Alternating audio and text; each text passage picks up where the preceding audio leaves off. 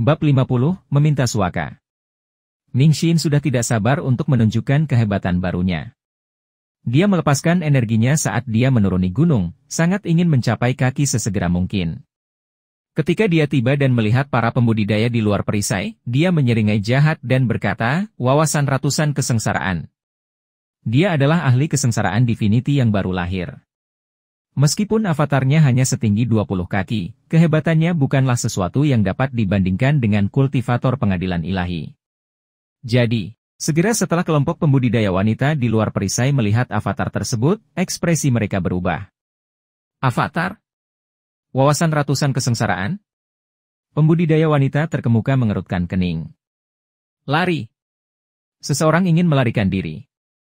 Tunggu! Avatar wawasan ratusan kesengsaraan ini lebih kecil. Dia pasti seorang pembudidaya kesengsaraan ketuhanan baru lahir tahap awal. Avatar patriark yang jahat itu tingginya lebih dari 100 kaki. Ini bukan dia. Selain itu, kemana kita bisa lari? Bahkan saat para pembudidaya wanita berdiskusi dengan cemas, avatar setinggi 20 kaki telah tiba di atas mereka. Mingxin menatap mereka dan berkata dengan dingin, "Siapa kamu? Beraninya kamu melewati gunung pengadilan emas?" Semua pembudidaya wanita berlutut. Mingxin mengerutkan alisnya sedikit, karena ini bukan yang dia harapkan. Adegan yang dia bayangkan adalah bahwa dia akan memaksa mereka untuk menyerah, tetapi mereka akan menolak dan dia akhirnya membunuh mereka semua dengan keterampilan tertinggi. Dia tidak mengerti mengapa mereka berlutut memohon belas kasihan begitu dia muncul. Kultivator wanita terkemuka mengumpulkan keberaniannya dan menatap Mingxin yang melayang di udara di atas mereka. Dia menemukan bahwa dia tidak mengenal pria ini.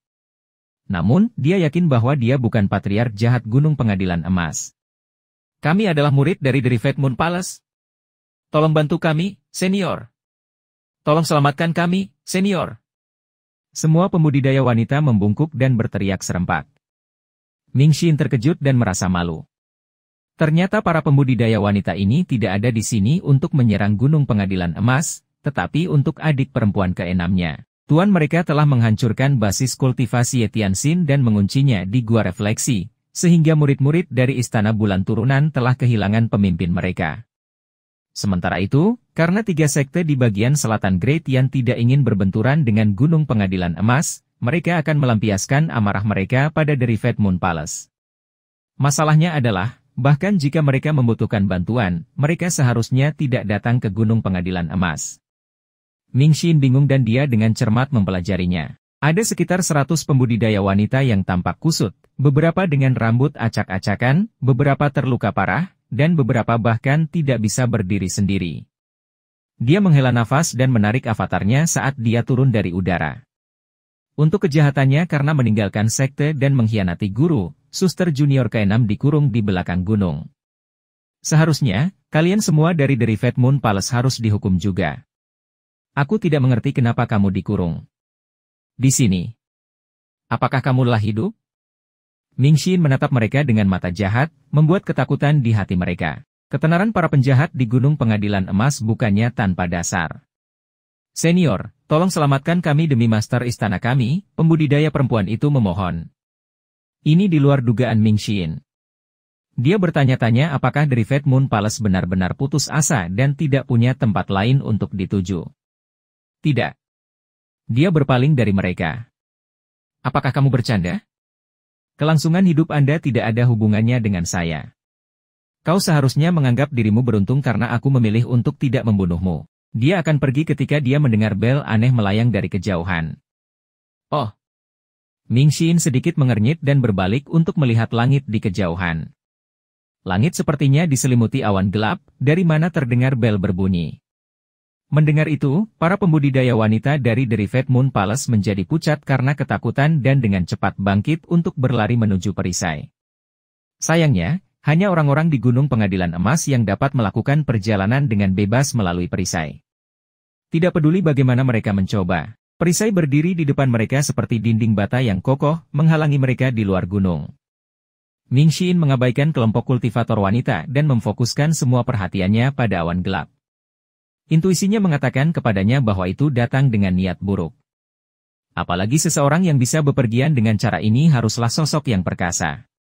Orang-orang dari Quilvien ada di sini. Itu Quilvien. Kumohon, senior, biarkan kami lewat. Kami bersedia melayani Anda. Apakah mereka benar-benar pembudidaya wanita dari Derived Moon Palace di bawah kepemimpinan Ye Tianxin yang menggemparkan dunia? Pikir Ming Xin saat dia melirik mereka dan merasa sedikit kecewa. Ketika kekuatan kehilangan ahli kesengsaraan ketuhanan baru lahir mereka, para pembudidaya pengadilan ilahi yang tersisa hanyalah bawahan yang tidak mampu mencapai apapun, tidak peduli seberapa kuat mereka. Quilvien? Ming Xin merasa aneh. Dia pikir istana bulan turunan harus diserang oleh 3 sekte dari bagian selatan Yan Agung. Lalu ada apa dengan Quilvien? Dia melirik para pembudidaya wanita lagi dan merasa tidak senang saat melihat mereka gemetar ketakutan. Ini konyol. Bagaimana bisa ada kekuatan lain yang lebih menakutkan dari Gunung Pengadilan Emas? Mengapa mereka takut pada Quilvien tetapi tidak pada Gunung Pengadilan Emas? Baru setelah awan gelap cukup dekat, Ming Xin berhasil melihat apa itu sebenarnya. Itu bukan awan gelap, tetapi susunan persegi dengan banyak pembudidaya membentuk cincin di sekitarnya, yang semuanya mengenakan jubah hitam. Di tengah barisan itu ada kereta naga besar berwarna tinta. Menarik.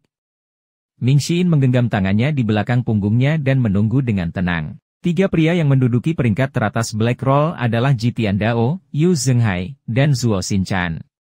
Peringkat Black Roll ditentukan oleh perbuatan jahat yang dilakukan oleh para pembudidaya dan bukan tingkat basis kultivasi mereka. Namun, secara umum, mereka yang berada di peringkat dalam gulungan hitam sangat kuat atau sangat licik. Orang di kereta itu adalah Zuo Xinchan, yang menempati peringkat ketiga di gulungan hitam dan juga ahli nomor 1 Quilvien, kedua setelah pemimpin sekte mereka. Yang membuat Ming Xin merasa aneh adalah pertanyaan mengapa mereka tiba-tiba menyerang istana bulan turunan. Vien Temple dan Golden Chout Mountain selalu memikirkan urusan mereka sendiri. Ding! Bel dari kereta naga berwarna tinta terasa tidak enak di telinga. Akhirnya, kereta berhenti sekitar 100 meter dari perisai, melayang di udara sementara bel juga berhenti berdering.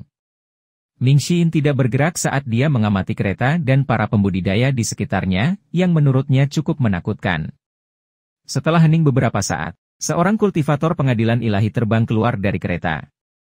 Dia berhenti di tengah jalan antara kereta dan perisai dan membungkuk, menangkupkan tinjunya saat dia berkata dengan sopan, Vien Temple tidak berniat menyinggung Gunung Pengadilan Emas. Tuan keempat, bisakah Anda membiarkan kami memiliki kelompok pembudidaya wanita ini? Ming Xin melirik ke arah para kultivator wanita yang gemetar dan berpikir, saya pikir saya akan terlihat lebih menakutkan jika saya berpakaian seperti pria ini. Terserah dirimu, katanya sambil berbalik dan melangkah melewati perisai. Terima kasih, Tuan keempat.